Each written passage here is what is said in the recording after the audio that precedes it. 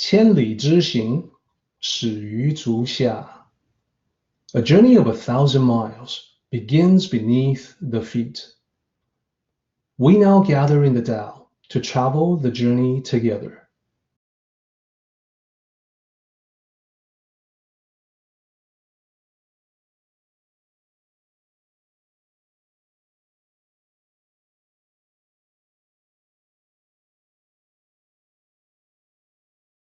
I want to clear up the interpretational issue by using the first 3 lines. So first 3 lines, as you can see, if you focus on just the English, good traveling, good speech, good reckoning. So people do interpret this in all different ways, and I want to showcase, I want to highlight for you how to tell a better interpretation from a worse interpretation. How to assess the quality of the interpretation. These are skills that you can use, that you can apply to every one of the 81 chapters of the Daodejing. So let's specifically address the issue of Daodejing interpretation, and we can use this as a recap, a quick review of what we talked about last time.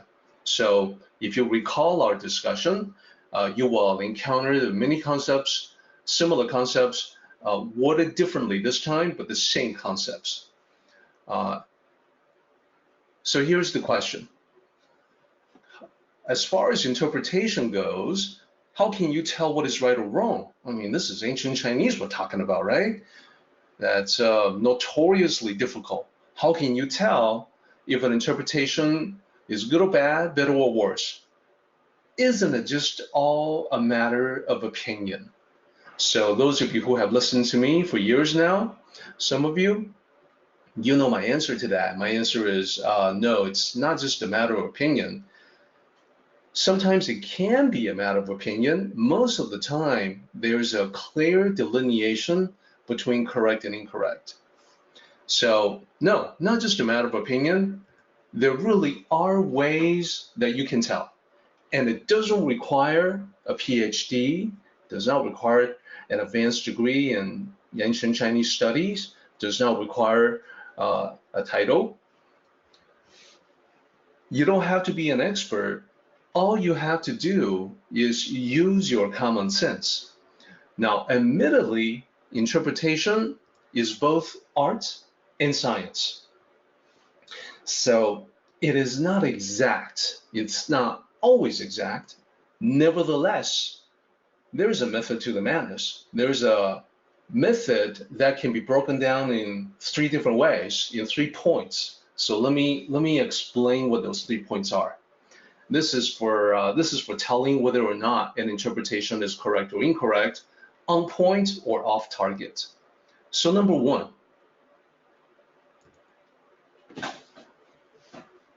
we by now, if you have studied the Tao Te Ching with me for some time, you can tell. I don't need to convince you of this. You can tell that Lao Tzu oftentimes will speak and write in metaphorical ways, that he uses metaphors. So remember, the need for metaphors and visual imagery is essentially ancient Chinese. So back in ancient times, it was a common practice to use these ways, visual imagery that's memorable, these metaphors to help remember. It was essential because, after all, back in those days, people didn't have smartphones, right, to help them remember.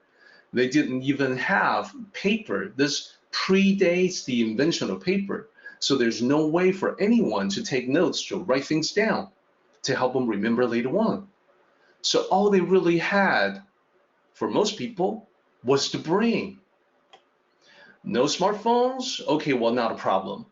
Just got to use the smart brain instead of the smartphone. Or another way to say it is that you can make greater use of your brain in a smart, clever way So you can remember these teachings without relying on something external, like the phone, the computer, paper, notepad, etc. So because of that, whenever we see an interpretation, first we check to see if it can be interpreted in a metaphorical way, something having to do with a metaphor about life or spiritual truth. Chances are it should not be interpreted literally, like referring to physical objects or material things. So physical interpretation likely to be off target. So right off the bat, you have one way to tell if an interpretation is on sound footing or perhaps unsound, if it's trying to convince you that Lao Tzu was talking about something in the material plane. That's number one. Number two,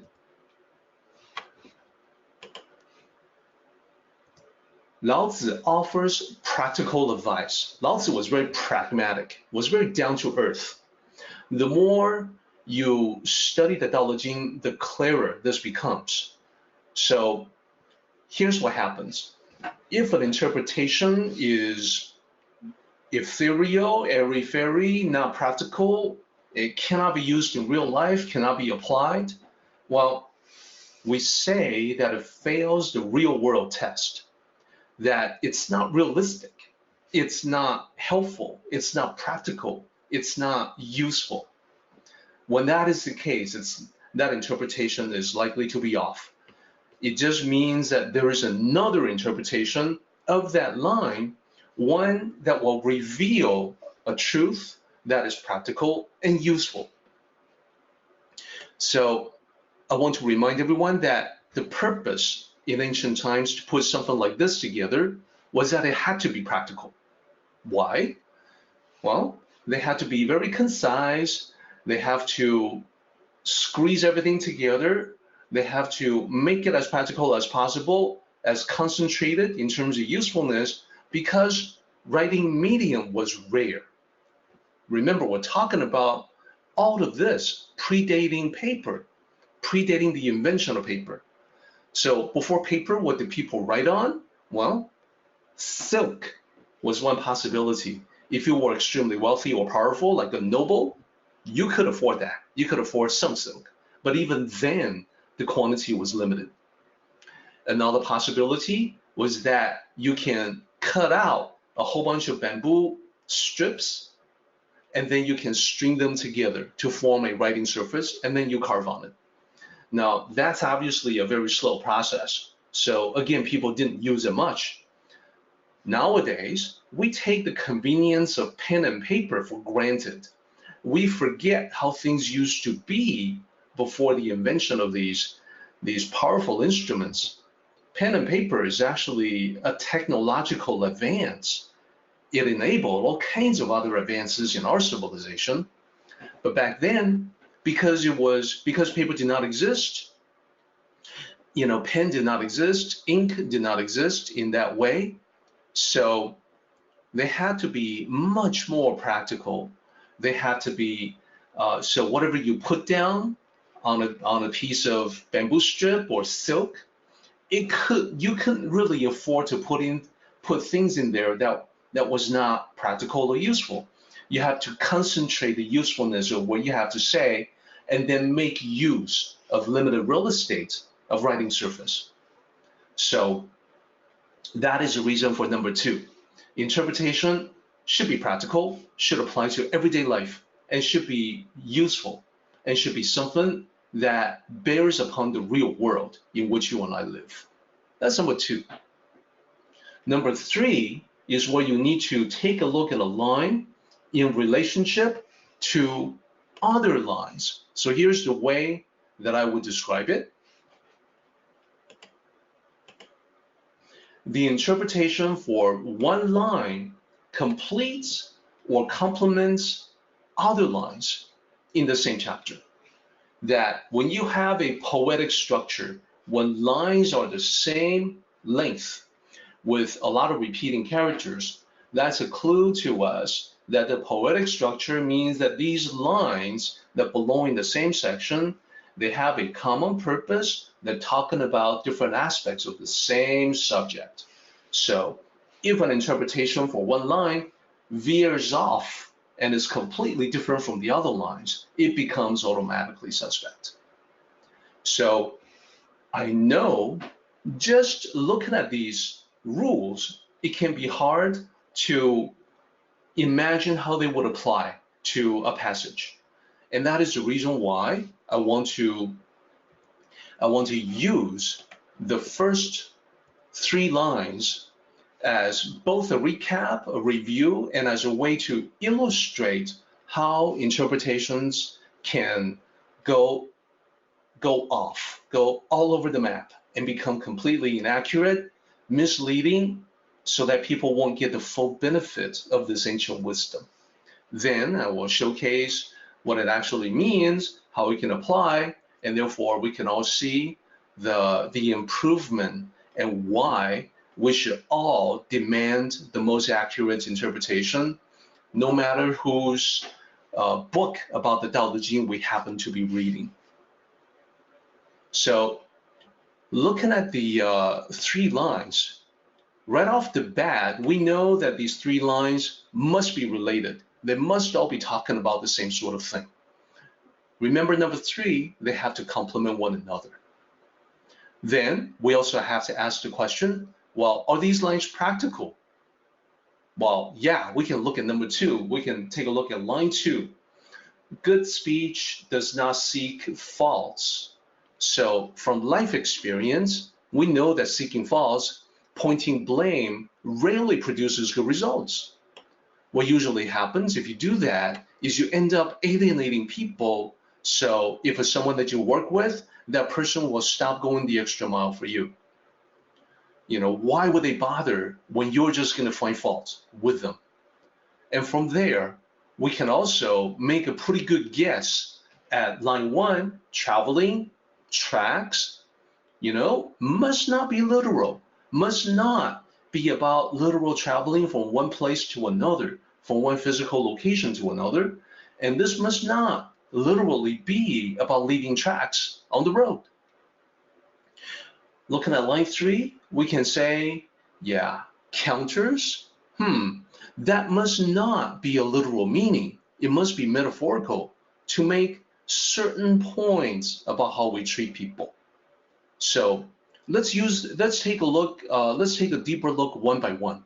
And I'll use actual bad translations so you can see the difference for yourself.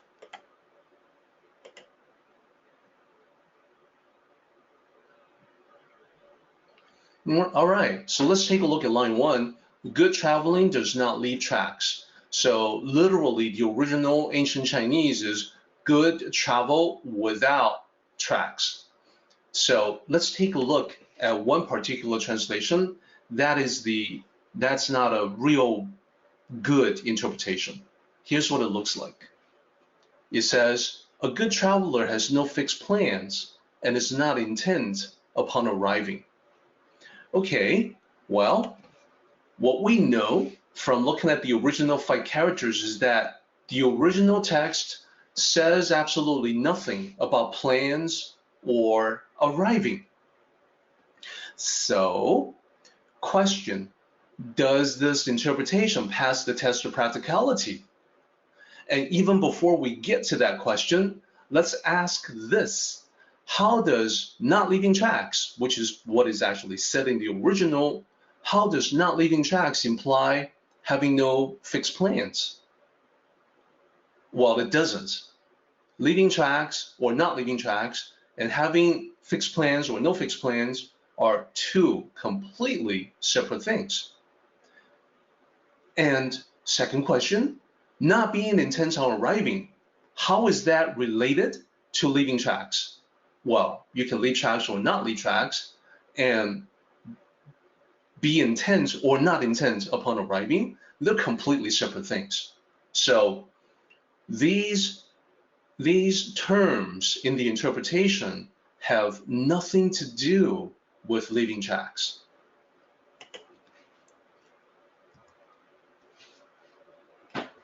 So then what about the test of practicality?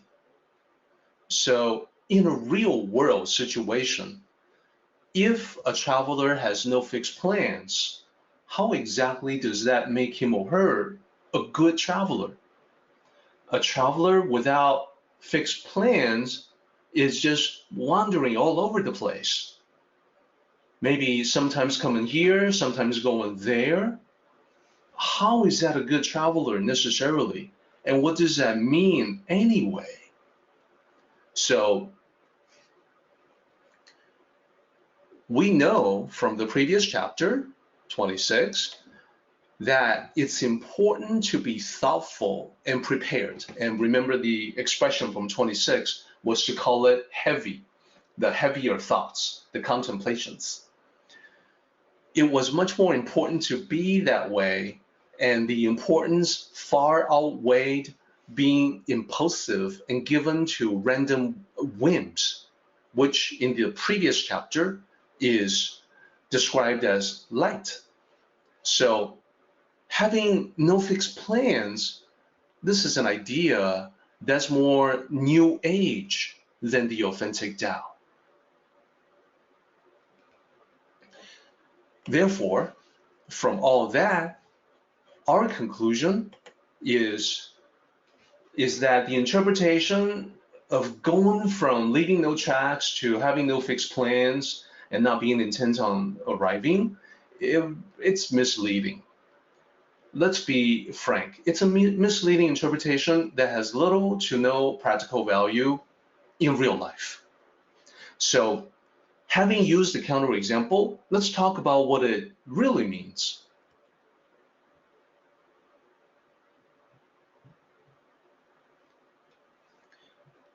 So, I think you begin to get the idea that the original text, is not about, having no fixed plans or any other stuff like that.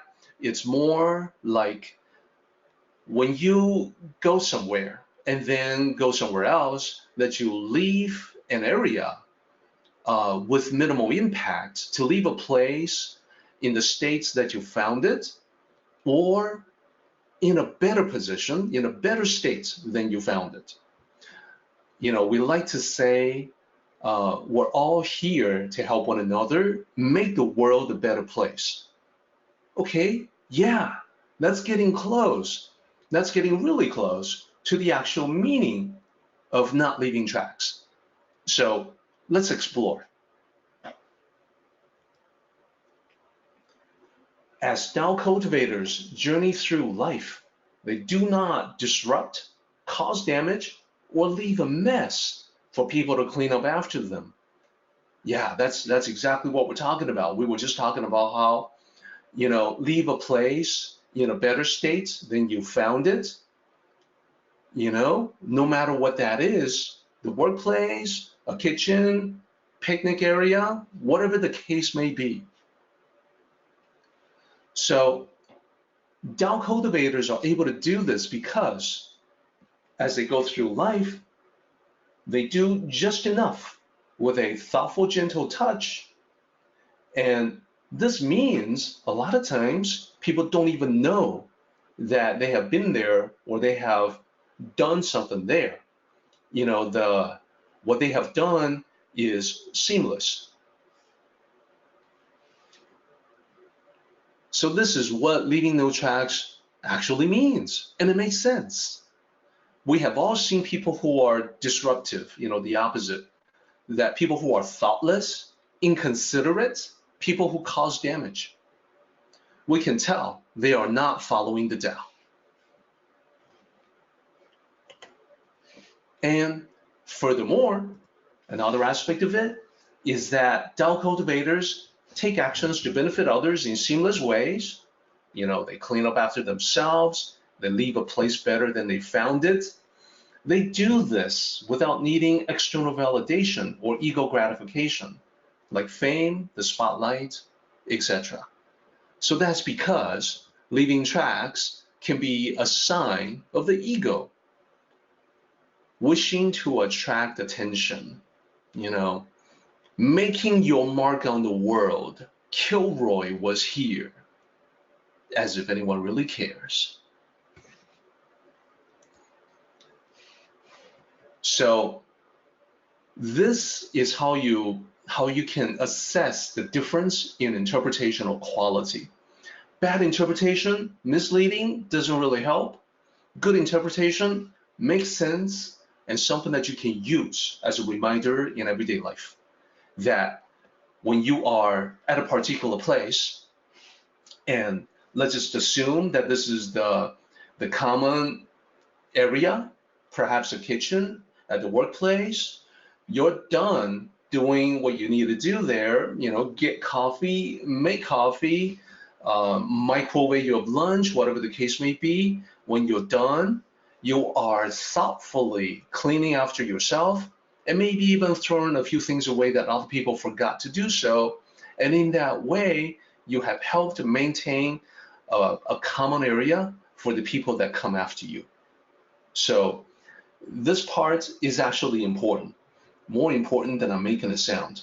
You are making something better for the people who come after you. This applies to the kitchen and it applies to the world in which we live. We'll come back to this at the very end. For now, let's move on.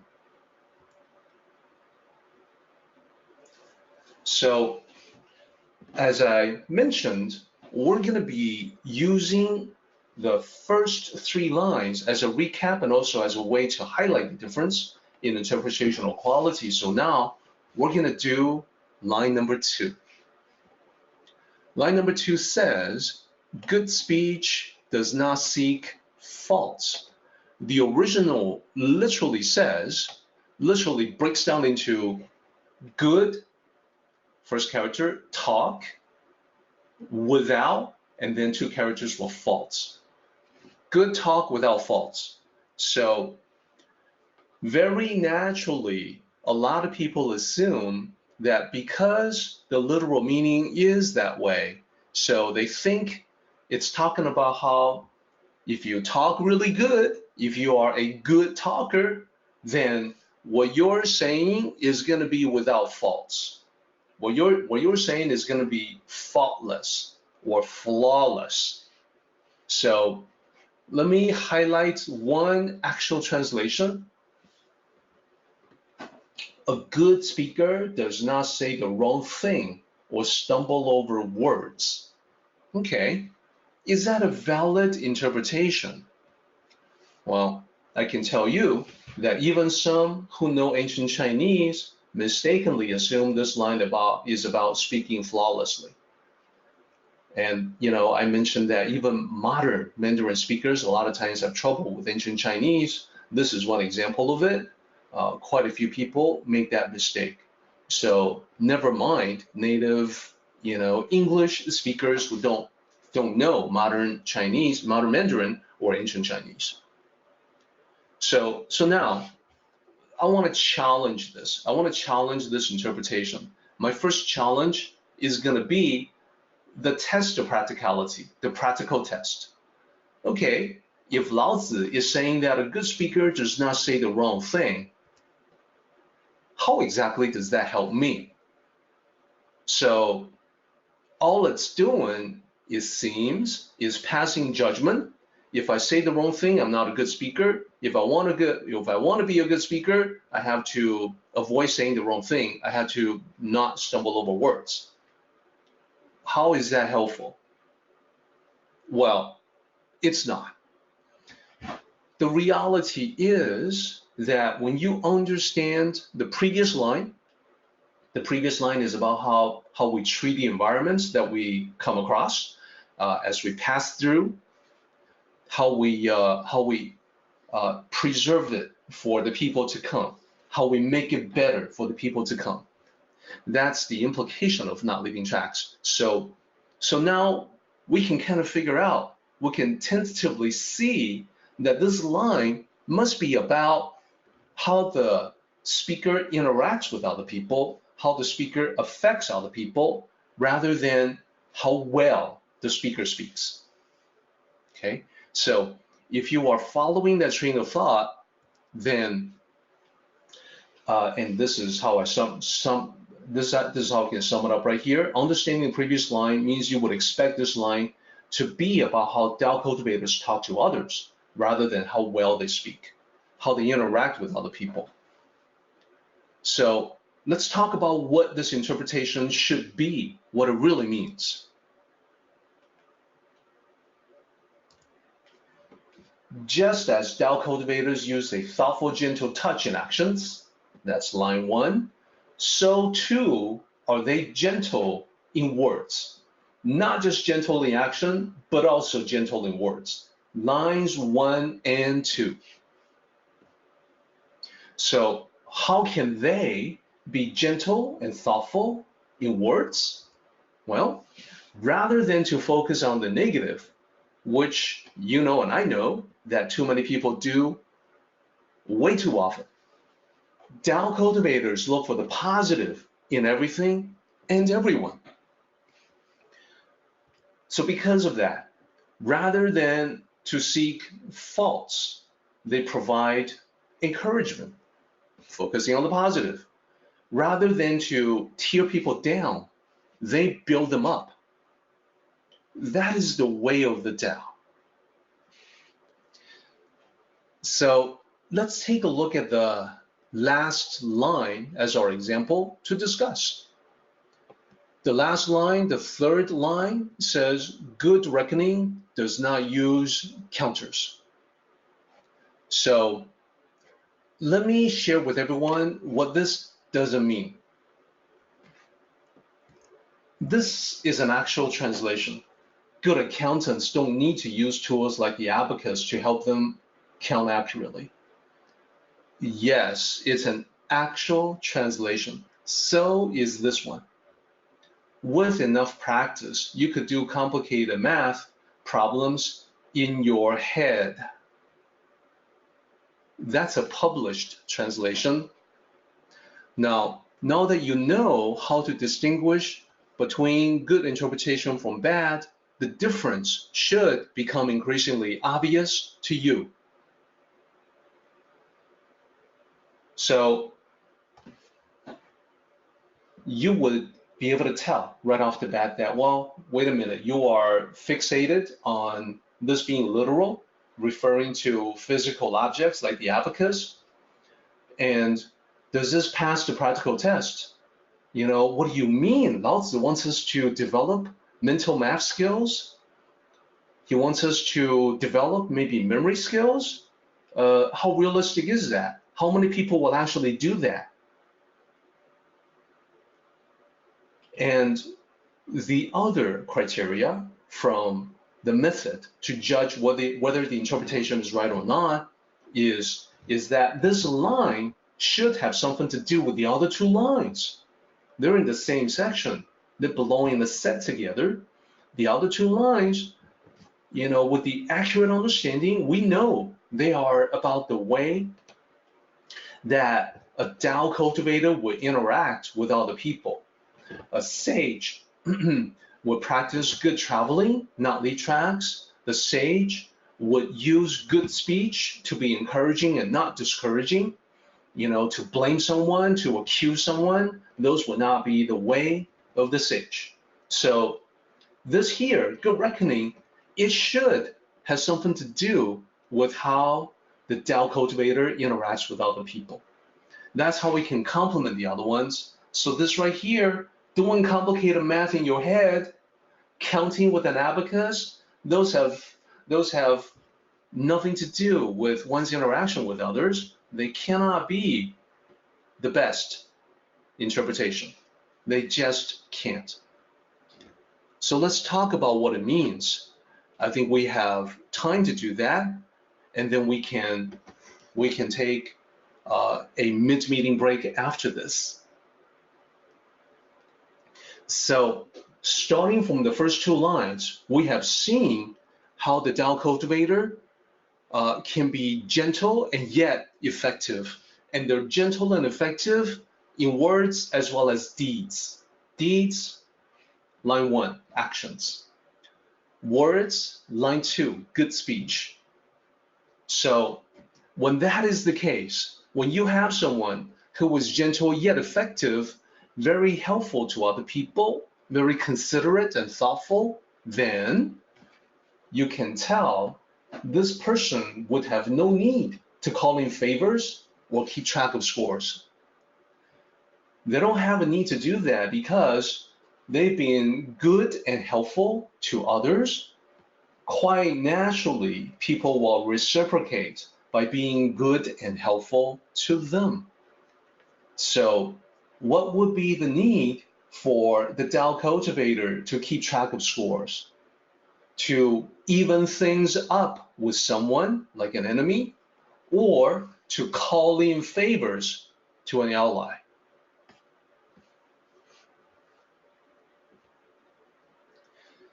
So all three lines together paint an image. The three lines together are an overall description of someone who understands and practices the Tao. That person understands how to add the positive to a negative, and the effect of adding positive thoughts to negativity can be compared to lighting up a candle in a dark room. Suddenly, people can see. It may be a small candle, but it can make a huge difference in that dark room.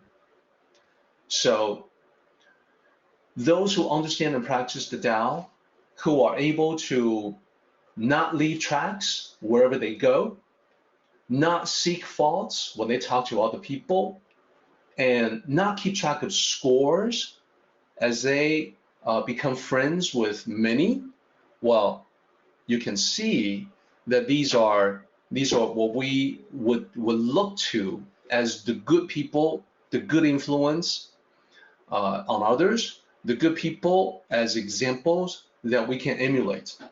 So a lot of times we talk about emulating water, emulating the virtues of water, emulating the sage, emulating advanced Tao cultivators, emulating the Tao itself, emulating nature. While much closer to home in our lives, we have these special people that we know that are already there, that are consistently good with these things.